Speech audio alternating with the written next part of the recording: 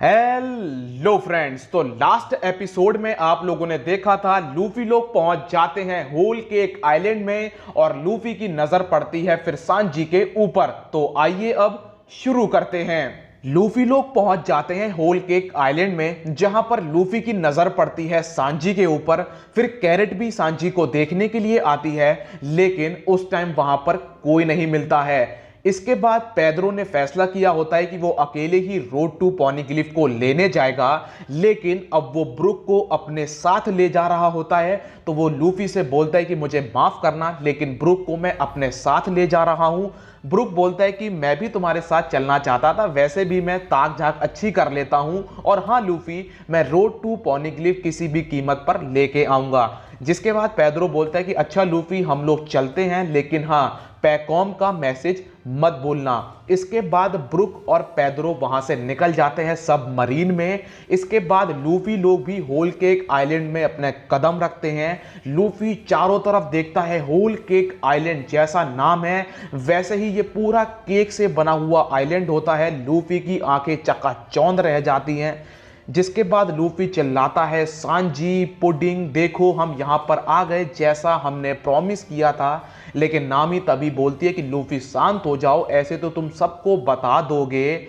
लेकिन दोस्तों फिर क्या होता है कि पेड़ हिलता है और पेड़ के पास सांजी खड़ा होता है। लूफी की नजर सांजी के ऊपर पड़ती है, चॉपर की नजर सांजी के ऊपर पड़ती है और कैरेट की नजर भी सांजी के ऊपर पड़ती है। इसके बाद सांजी जंगलों की तरफ भाग जाता है तो ये तीनों भी उसके पीछे भागते हैं। लेकिन जब ये तीनों जंगल के अंदर पहुंचते हैं तो जंगल बहुत ही कमाल का होता है, क्योंकि एक तरफ केक होता है, एक तरफ लॉलीपॉप होती हैं और एक तरफ कैंडियां ही कैंडियां होती हैं। तो इन तीनों के मुंह में पानी आ जाता है और ये तीनों फैसला करते हैं कि हम सब अलग अलग होकर सांजी को ढूंढेंगे। लेकिन तभी नामी बोलती है कि कोई भी अलग अलग नहीं जाएगा, हम सब एक साथ मिलकर सांजी को ढूंढेंगे।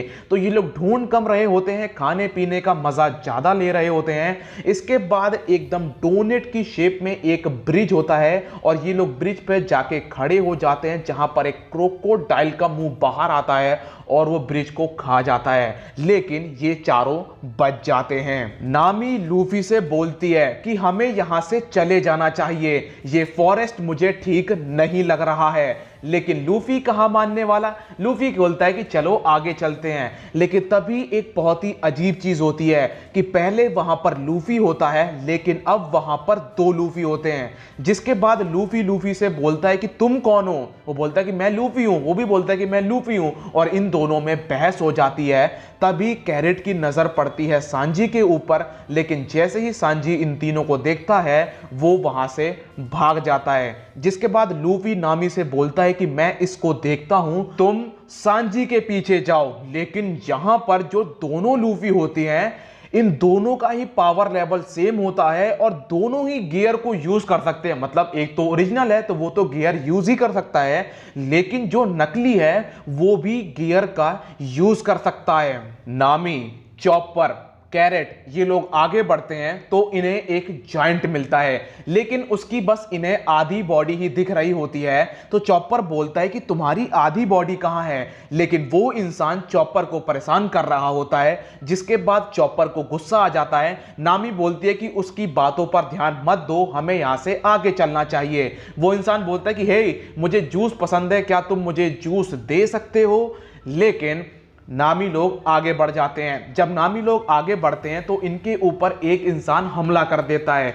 और उसका नाम होता है रैंडोल्फ। लेकिन नामी लोग उसके हमले से बच जाते हैं, लेकिन फिर भी रैंडोल्फ के चेहरे पर एक स्माइल होती है। जिसके बाद नामी चॉपर से बोलती है कि मुझे ये जगह अच्छी नहीं लग रही है, हमें लूफी के पास वापस चलना चाहिए। चॉपर बोलता है फिर सांजी का क्या। नामी बोलती है कि तुम्हें नहीं लगता कि ये अजीब है कि हमने इतने दिन बाद सांजी को देखा और वो हमसे मिला तक नहीं, वो बस हमें दिखता है और फिर बिना कुछ बोले गायब हो जाता है। तो अब ये तीनों फैसला करते हैं कि हम लोग वापस चलते हैं। लेकिन अब बहुत ही अचंभे वाली चीज होती है, नामी का जो लोकपोस होता है वो काम नहीं कर रहा होता है और जहां पर ये लोग खड़े होते हैं वहां पर बहुत सारी घड़ियां होती हैं और उसका हाल भी उसके लोकपोस की तरह ही होता है। नामी लोग जहां पर खड़े होते हैं वहां पर अंधेरा छा जाता है। जो ट्री होते हैं वो डांस कर रहे होते हैं। तो नामी लोग वहां से भागते हैं, लेकिन तभी रैंडोल्फ इनके ऊपर हमला कर देता है। फिर कैरेट इन्हें बचा लेती है। और अब सवाल ये उठता है कि क्या रैंडोल्फ एक मिंक है। लेकिन ये लोग वहां से भागने में सफल होते हैं, लेकिन रैंडोल्फ जो कि अपना भाला यूज कर रहा होता है, वो भाला वो इनके ऊपर फेंक के मारता है। इसके बाद हमें सांजी दिखाया जाता है जो कि अपने घर में होता है। फिर वो एक चीज पर नजर मारता है जिससे उसकी पुरानी यादें ताजा हो जाती हैं। इसके बाद वहां पर आता है योंजी जो कि बोलता है, ओ माय गॉड सांजी तुम जिंदा हो, ये देखकर मैं एकदम सरप्राइज्ड हूं।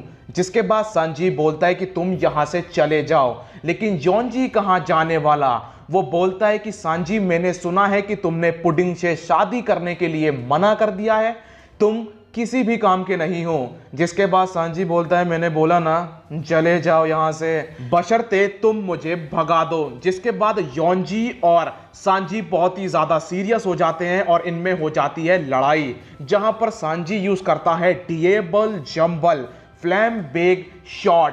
और इसके बाद हमें दिखाए जाते हैं नामी लोग जो कि भाग रहे होते हैं। और अब ये लोग फैसला कर लेते हैं कि लूफी को लेकर ये लोग सनी की तरफ निकल जाएंगे। तो ये लोग भाग रहे होते हैं, लूफी को लेते हैं और सनी की तरफ भाग जाते हैं, लेकिन रास्ता खत्म हो जाता है। ये लोग फिर दोबारा भागते हैं और घूम फिर के ये लोग जायंट के पास पहुंच जाते हैं। जिसके बाद ये लोग हैरान होते हैं कि हम लोग इतनी देर से भाग रहे हैं, लेकिन घूम फिर के जायंट के पास ही आ जा रहे हैं। तभी इनकी नजर पड़ती है कि पेड़ हिल रहे हैं। और अब ये लोग समझ जाते हैं कि ये लोग नहीं भाग रहे थे, बस जो पेड़ थे वो ही अपनी जगह से हिल रहे थे। जो ऐसा इनके साथ कर रहा होता है वो होता है नकली लूफी। और नकली लूफी ही नामी के साथ घूम रहा होता है। अब वो अपनी रियल फॉर्म दिखाती है, उसका नाम होता है ब्रूली। और वो नामी को पकड़ लेती है और वो बोलती है कि जब मैं ऐसे चिकने चेहरे देखती हूं तो मेरा मन करता है कि मैं ऐसे चेहरे पर खरोचे मार दूं। इसके बाद हमें जर्मा 66 के बारे में बताया जाता है। इनके पास कोई भी जमीन नहीं है जिस पे ये लोग राज करें, लेकिन उन्होंने छोटी छोटी शिप बना रखी हैं। और जब ये शिप आपस में आके जुड़ती हैं तो ये अपने आप में ही एक साम्राज्य खड़ा कर देती हैं, जिसे देखने में बहुत ही मजा आता है। दूसरी चीज, जर्मा 66 में ज्यादातर आदमी हैं और वो सोल्जर्स हैं। और ये लोग रोज ट्रेनिंग करते हैं, जो कि काफी ज्यादा कमाल की बात है, क्योंकि हमें भी रोज अपनी बॉडी को ट्रेन करना चाहिए। इसके बाद हमें सांजी दिखाया जाता है जो कि अपनी बहन से बोलता है कि तुम चली जाओ यहां से। जिसके बाद राइजू बोलती है कि हम लोग 13 साल बाद मिल रहे हैं और तुम अपनी बहन से ऐसे बात कर रहे हो। जिसके बाद सांजी की नजर अपने पिताजी की फोटो पर पड़ती है। उसे देखकर उसका दिमाग खराब हो जाता है, क्योंकि उस फोटो में उसने 4 लोगों को मारा हुआ होता है। सांजी के पिताजी ने जब नॉर्थ ब्लू को कॉन्कर किया था, उस दौरान उन्होंने 4 राजाओं को जान से मार दिया था, जबकि वो लोग रहम की भीख मांग रहे थे, जो कि दिखाता है कि सांजी के पिताजी बिल्कुल निर्दयी हैं। इसके बाद राइजू बताती है कि देखो ये तुम्हारे सामने 10 वेटर्स खड़ी हैं, इनसे तुम जो भी बोलोगे ये वो तुम्हारे लिए करेंगी, क्योंकि तुम एक रॉयल हो।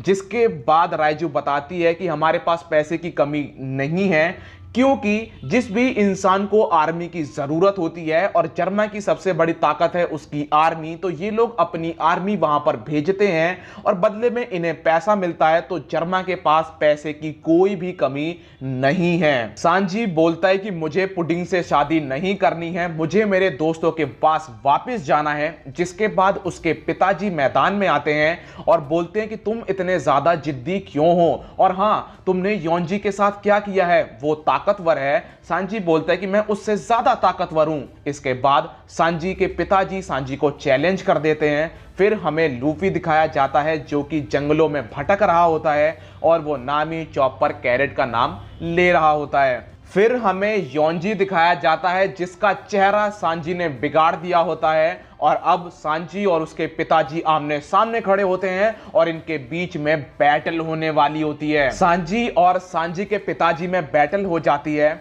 लेकिन जो देखने वाली बात होती है कि वहां पर जो सोल्जर्स खड़े होते हैं वो बोलते हैं कि सांची अपने पिताजी पर भारी पड़ रहा है, और देखने वाली बात यह है कि उसने कोई भी रेड सूट नहीं पहन रखा है। जिसके बाद सांची बोलता है कि मैं शादी नहीं करने वाला हूं। उसके पिताजी उससे बोलते हैं तुम्हें लगता है कि बिग मॉम ऐसा होने देगी? अगर तुम ऐसा करते हो तो बिग मॉम को लगेगा जैसे विंस्मोक फैमिली ने उन्हें धोखा दिया है। लेकिन सांची बोलता है कि मैं यहां पर अपने दोस्तों की जान बचाने के लिए आया हूं, तुम्हारे साथ क्या होता है मुझे घंटा फर्क नहीं पड़ता है। जिसके बाद सांची को अपना बचपन याद आता है, जहां पर सांची बचपन में ही उसे कुकिंग का शौक होता है। तो वो एक केक बना रहा होता है छोटा सा, लेकिन उसके भाई उसे परेशान कर रहे होते हैं, उसकी मार लगा देते हैं, उसका केक छीन लेते हैं।